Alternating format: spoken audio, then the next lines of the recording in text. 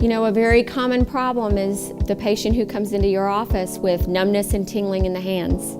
Carpal tunnel syndrome is it's a very common problem. Most of us now use our hands for a lot, not just on an assembly line or with hammers and nails, but on computers, with phones.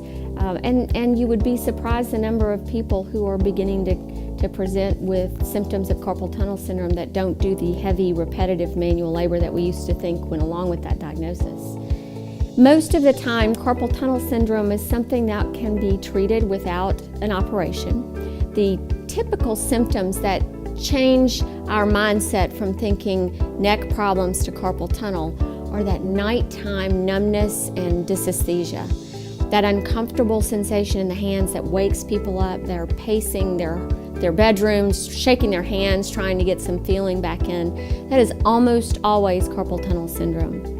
The other things that I ask my patients about that can be very telling are things like holding the steering wheel in the car, holding onto a telephone to talk.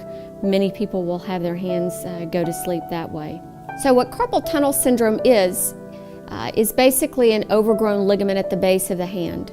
And that ligament compresses the nerve that works the thumb side of the hand. So those sensations are limited to the thumb and the first 3 digits of the hand.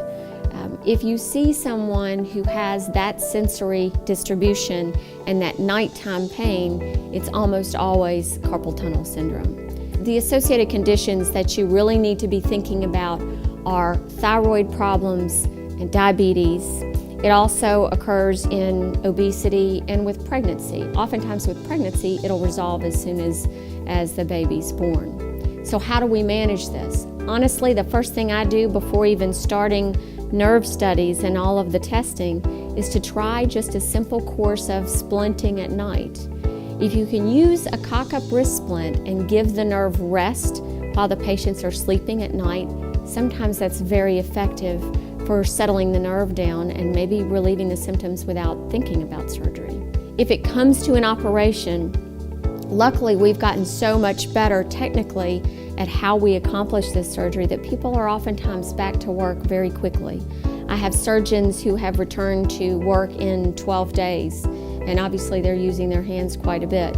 It's done under a local anesthetic with a small incision and a good short recovery time for most people.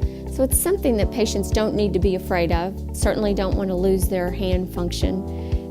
But I think that it's something that we all need to be aware of. It seems to be rising.